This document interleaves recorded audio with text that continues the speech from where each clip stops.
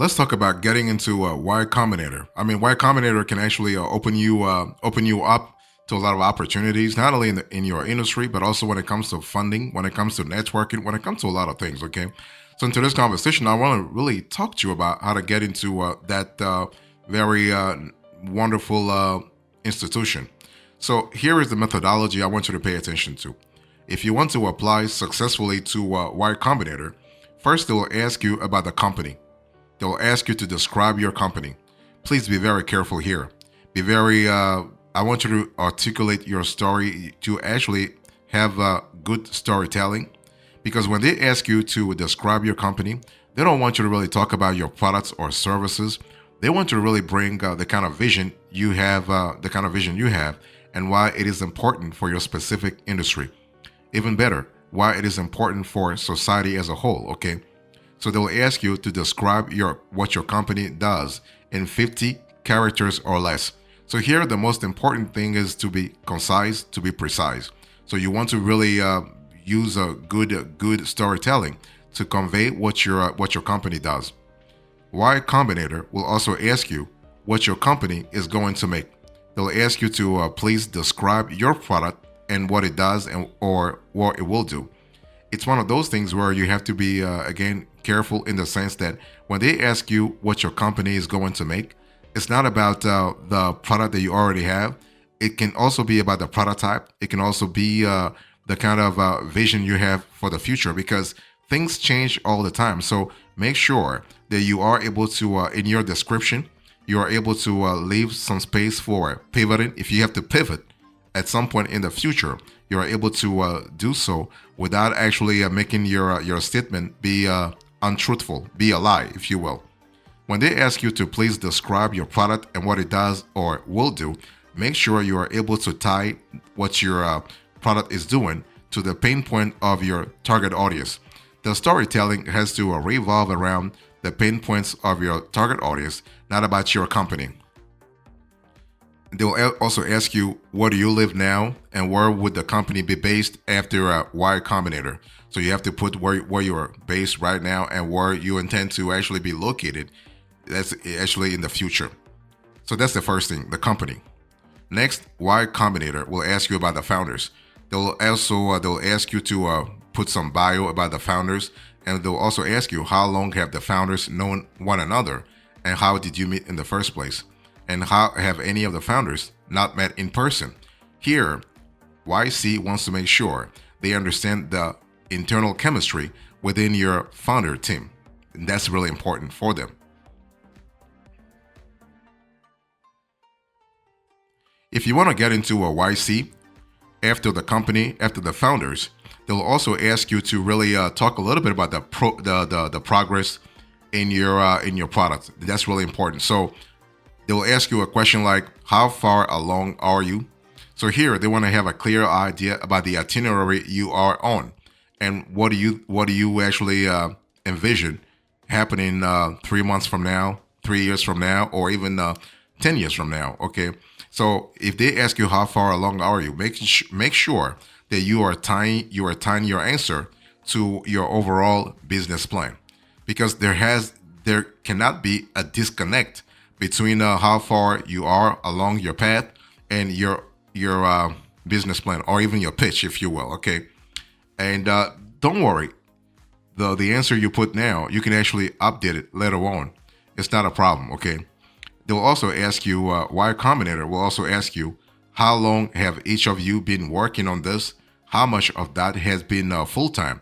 So here, YC wants you to really contextualize the work that you do, contextualize the product or service you bring into market, to contextualize actually how much in terms of resources you have already allocated to the projects. Okay, and they will also ask you, how many active users or customers do you have? Here they want to see if you already have traction, because see, when it comes to actually getting to YC, you may or may not have some revenue coming in. That's not the most important thing. The most important thing for YC experts is to really understand that you have traction, you have social proof, you have potential.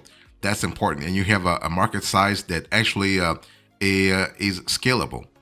And so basically, They will also ask you if you have some particularly valuable customers. Who are they? This goes back to what I told you about revenue, right? They want to really, if those customers are big customers, like if you already have customers from big names like Google or IBM or Facebook, that really is good. That's really good. And also, Y Combinator will ask you if you are building hardware, how many units have you shipped? Because they want to see, again, tying back to what I said about traction, they want to see what kind of traction you already have.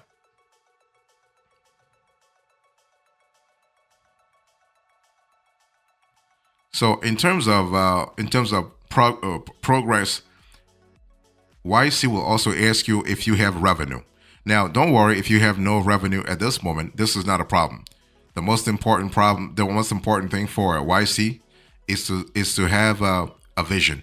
Is to have a founder team that's really into the whole project and willing to scale real fast. Okay, so if they ask you if you have revenue, be careful, but be also truthful. Be careful in the sense that you do not want to really triangulate. You do not want to say something that's not true, and you do not want to really also take your projections for actual numbers. And also, Y Combinator will say we are interested in your revenue over the last several months, not cumulative and not GMV. Okay, so basically, they want to have, again, going back to what I said, they want to have a clear idea about your revenue trends. Also, anything else you would like YC to know regarding your revenue or growth rate. So this is your opportunity to inform Y Combinator of anything that's relevant to your revenue trends. Okay, if you think you have a good contract in the works and you've been working on that contract for many months and you're probably going to sign very soon, that you want to really mention that here. Also, Y Combinator will say if you are applying with the same idea as a previous batch, did anything change? If you applied with a different idea, why did you pivot? And what did you learn from the last idea? So the thing is that if you applied, let's say last year or 5 years ago, and you were denied, right? And you came to the market with a different model, and you are maybe hoping this time that YC will approve you. Again, here the whole idea is to be truthful, is to be concise, is to be precise. If anything has changed, please mention that. The last time you applied, you want to say when. That way, Y Combinator can go back to their records and see what happens last time they denied you.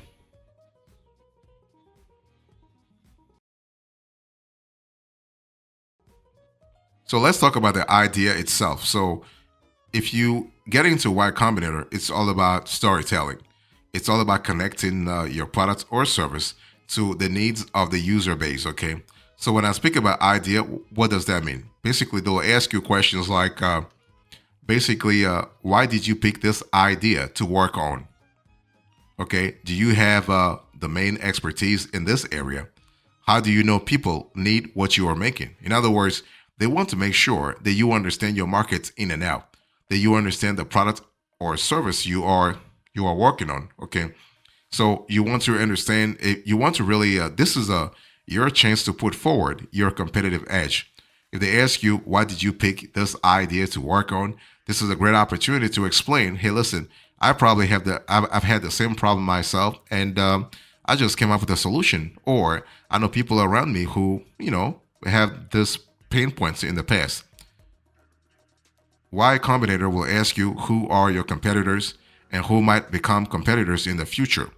Who do you fear most? In other words, you have a different layer when it comes to competitors, right? You have some competitors that are really powerful, and you have others that are like, not really a big of a deal. Okay, it's one of those things where you have to really see who you are competing against. If you have no idea who your competitors are, you're not going to succeed, and you're not going to get into a Y Combinator.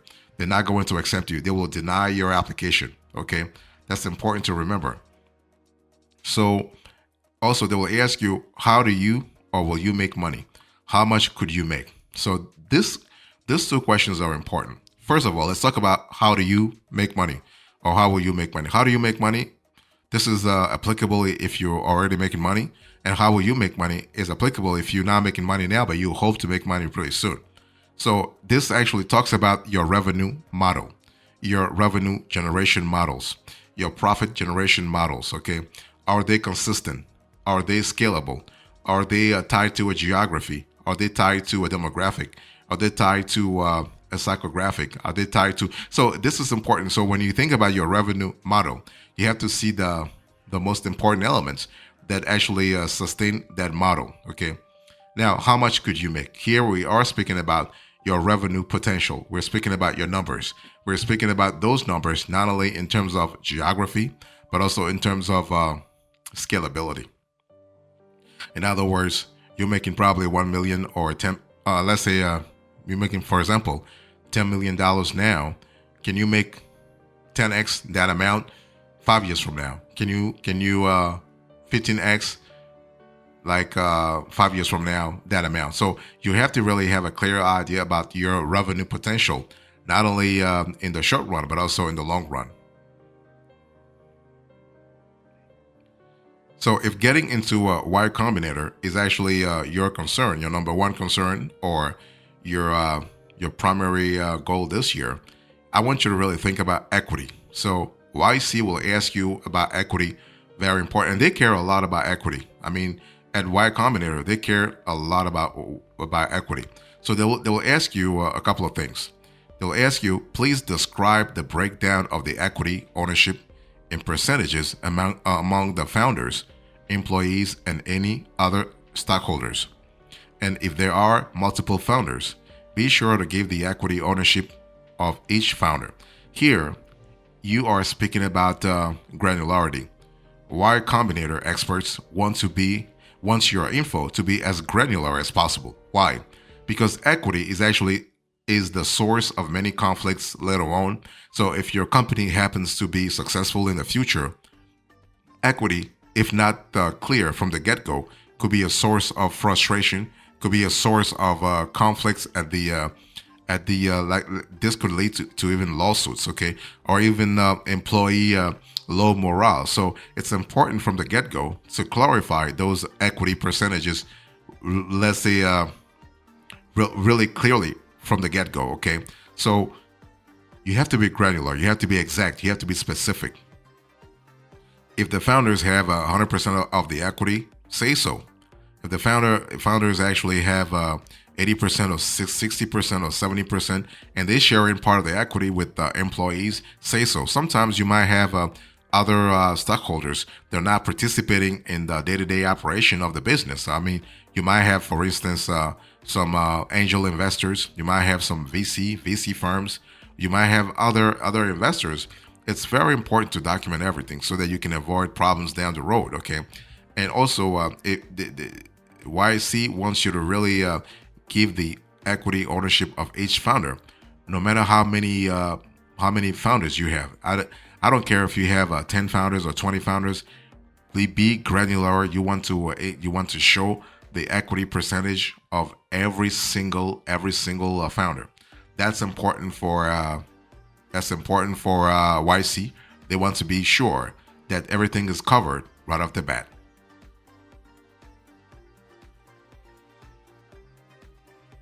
So actually, getting to Y Combinator is pretty easy when it comes to the information they ask from you, because they are as thorough, they are as comprehensive as possible. Okay, so they will ask you information about the legality of your startup. So in terms of legal, they will ask you, for instance, who writes code or does other technical work actually on your product. Was any of it done by a non-founder? Here you have to explain why. When it comes to writing code, you are speaking directly or indirectly about what? Intellectual property, right? IP contract, IP rights. So YC does not want to really back a startup that could actually be potentially sued in the future for IP infringement. Okay, so that's why they just want to make sure that you are writing code in-house and not outsourcing everything or not outsourcing anything. If you are outsourcing something, at least you have the right legal structure to make sure things are done properly. And so that's really important. Also, they'll ask you about others. So if you have any other ideas you considered applying with, please list them in your documents that you send to YC. And one may be something that we've been waiting for. Often when we fund people, it's to do something they list here and not in the main application. So what happens here in this section, you want to really, you want to mention your ancillary projects, right? You have the primary project, and then you have the primary or secondary projects that's actually in the back burner. So what you have in the back burner, yeah, listen, this is your opportunity to mention that here, because YC might actually love your secondary idea more than your primary idea. So here, the in this section, others, the main point here is to be as open as possible, but to me, to be also as granular as possible. So if you are working on a secondary project, for instance, be as detailed as possible, because you just never know. I mean, you might actually catch the attention of a YC application reviewer, and they might actually decide to fund that particular project.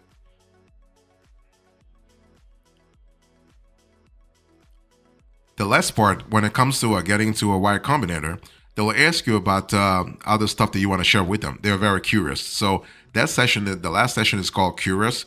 And so they'll ask you what convinced you to apply to Y Combinator in the first place. And this is where you want to really understand, you want to explain to Y Combinator. I mean, you can flatter them, you know, you can kiss their ass, if you will. You know, I mean, it's just that Y Combinator is a pretty good institution. It's a pretty solid institution, okay? So the cool thing is that you want to be sure that you're telling them they are so great. They're a good opportunity for, they're a good platform for you to really scale. So this is why you want to apply to Y Combinator in the first place. But also, the cool thing about Y Combinator is that they just don't fund you.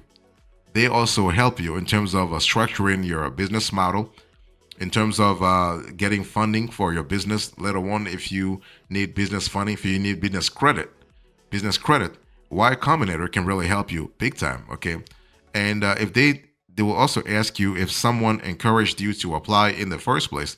If someone did, please, you know, let's just tell them that, hey, listen, you heard this from someone, and you got support from your mentor or from your board of directors or from your board of advisors or what have you.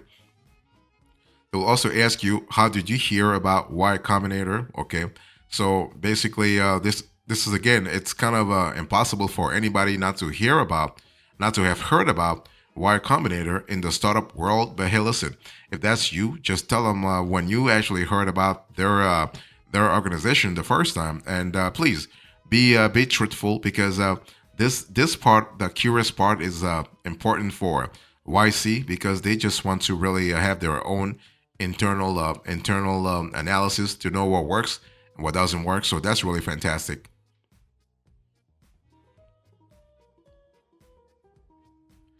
So in closing, into this conversation, I spoke to you about getting into Y Combinator. I give you the methodology. So they ask you about the company, the founders, the progress, the idea, the equity, the legal aspect of things, other information, and finally, curiosity aspects also. Thank you so much. God bless you. I will see you next time. Until then, remember, stay marvelous.